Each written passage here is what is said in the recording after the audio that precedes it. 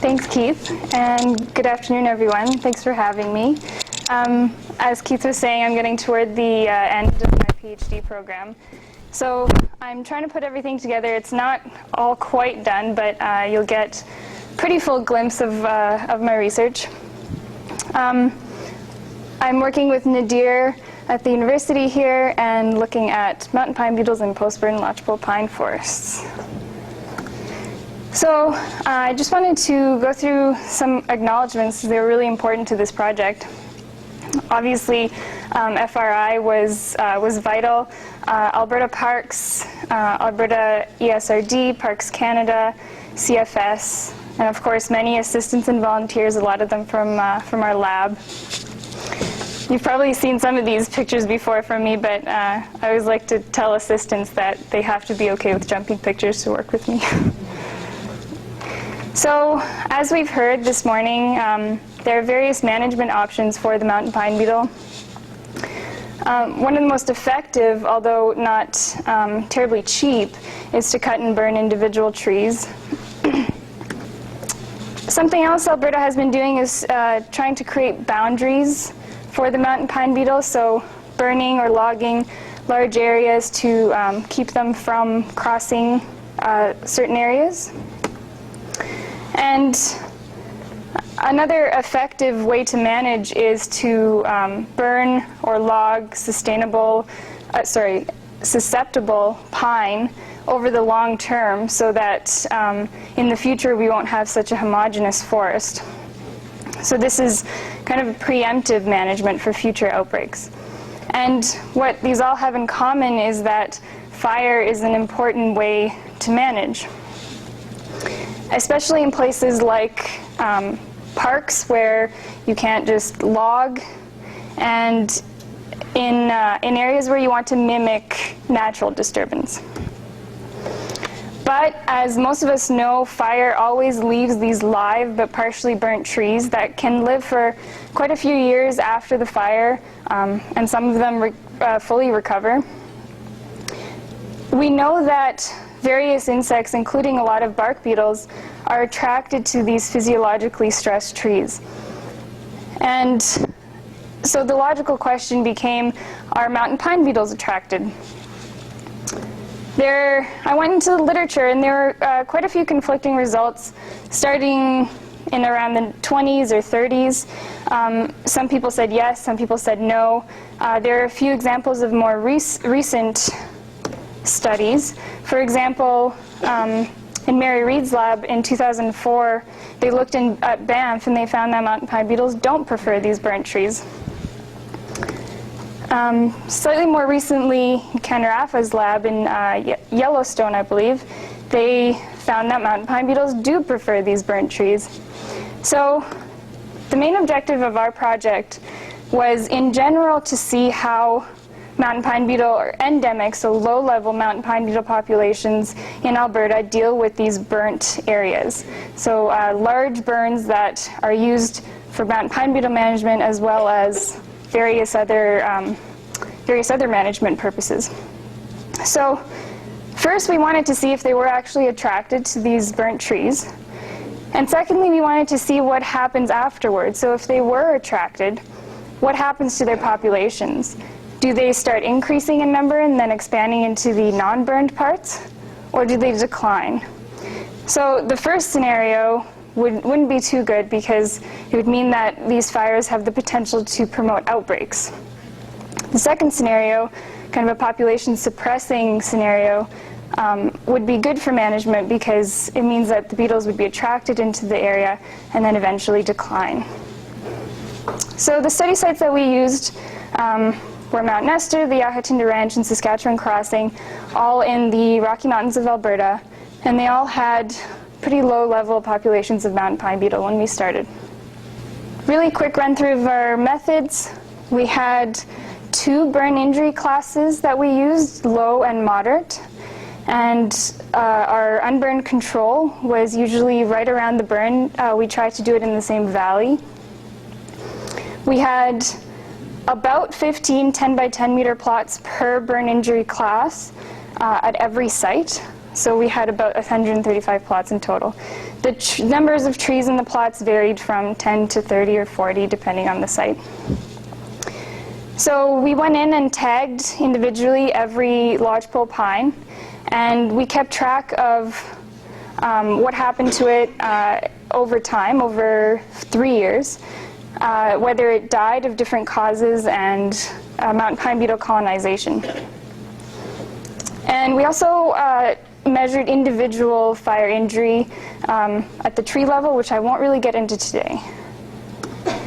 So to get right into some results, we asked if mountain pine beetle colonization varies between burned and unburned plots, and if it varies temporally.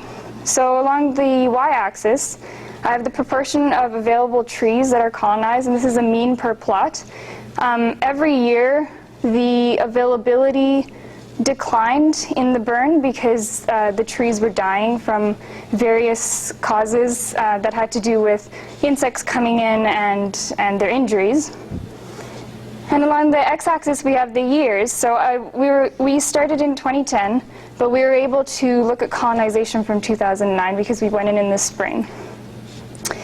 Green will be unburned, low will be in blue, and moderate plots will be in red. So just to point out that the fires all occurred in the spring of 2009, so the beetles had a full flight season in 2009. And then this is an example from one of the sites at Mount Nestor. So you can see right away that they do seem to be attracted to these burnt areas. There are more colonization events in the burnt plots than in the non-burned. And more than that, there are more in the moderate plots than in the lightly burnt plots.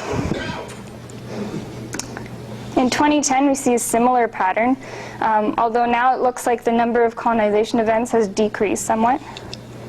2011, same thing. In 2012, it looks like we see a bit of a stabilization. So the number of colonization events in 2012 in the moderate plots isn't actually different than the ones in 2011.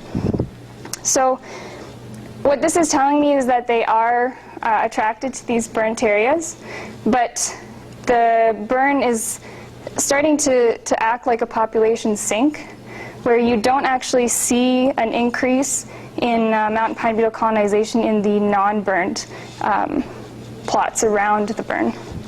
So it looks like populations are just declining for various reasons.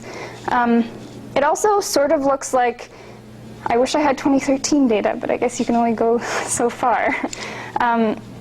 It also looks like there's a refugia situation happening toward the end, where a low-level population of mountain pine beetles might be able to be sustained in these areas until something else occurs. So, two questions. Why do mountain pine beetles attack burnt trees more often? And why is mountain pine beetle colonization decreasing in these burnt areas? So we focused on this second question, and we had a few hypotheses. I'm only going to talk about one today, but feel free to ask if you're interested in the others. So one of the reasons I think that colonization is decreasing in the burnt areas is the subcortical community. So the underbark community of insects. At endemic population levels, mountain pine beetles are affected and interact with many insects. Other bark beetles, which are a lot of times superior competitors, insect predators, insect parasitoids, all sorts of things. There's a fly predator there, a beetle predator. And we know that a lot of these insects are themselves attracted to fire without even putting the mountain pine beetle in the equation. So we wanted to know what happens with their interactions. Are these insects increasing in the fire over time, or are they decreasing like the mountain pine beetle? So we used 3 different kinds of traps to get at this question. All of these traps had no attractants, no baits. We used a flight intercept trap, this large black one on the right there, and that one just caught any insects that were flying around in the area. The landing rate trap is the plastic on the actual tree there, And that one caught insects that were specifically choosing to land on these trees. And then we used emergence traps to catch insects that were coming out of the trees. So we ID'd quite a number of insect families. These are some of the most common that I used in an analysis that I'll show you in a sec. So we have beetle competitors. Curculionidae is the mountain pine beetle family. So those are their very direct competitors, all the other bark beetles that are also using the same resources they are. We have various predators, mostly flies, but some beetles. And we have a few wasp parasitoid families. So to look at how the subcortical community was associated with these different plots, I used non-metric multidimensional scaling. And all you really have to worry about here is where the dots will end up in the ordination space in the graph. So blue dots will refer to non-burned or unburned traps. Traps in low areas will be in green, and traps in moderate areas will be in red. And the farther apart these traps are in this ordination space is how different their communities are. So if they're really far apart, then their subcortical communities that they caught are very different, and if they're close, they're very similar. You'll also see vectors of the insect families that I used to drive these differences. So, what I can see right away is that the burnt traps, the red and the green ones, are more concentrated in the upper half of this graph. And the unburned traps are more concentrated in the lower half. And it looks like all of those insects that are listed in those vectors are driving that difference. So it looks like every insect family that I looked at is associated with the burnt traps. So this means that they're in there just like the mountain pine beetle is. In the same graph, now I've just switched the colors of the traps to show year. So 1 year post-fire is in red, and 2 years post-fire is in green. And it looks like most of the traps that I collected 2 years post-fire are more toward the right of the graph.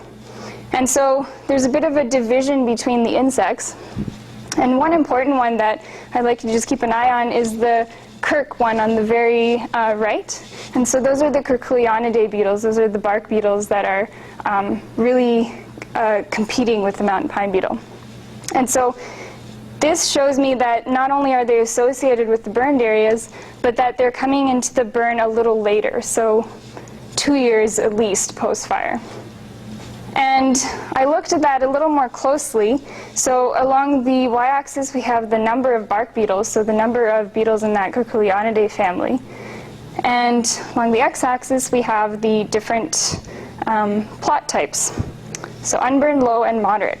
And in 2010, which if you remember was 1 year post-fire, we do have a few more of these beetles in the burn, but not that much more. But then in 2011, they increased a lot. So this kind of seems like a different, an opposite pattern than the mountain pine beetle. In 2011, the mountain pine beetle is starting to decrease, and these other bark beetles are coming in. So pending further analysis, I think that competition, as well as predation and parasitism, but mostly competition, I think is probably affecting the mountain pine beetle in the burn and not allowing it to increase in number. So just to recap, it looks like burned areas may be creating these ecological sinks for low-level or endemic mountain pine beetle populations. And in my study anyway, it doesn't look like these fires, at least on their own, have the potential to promote outbreaks. And it looks like community interactions may play a role in hindering mountain pine beetle outbreaks because these beetles are increasing in number, but they're taking a year longer to get in.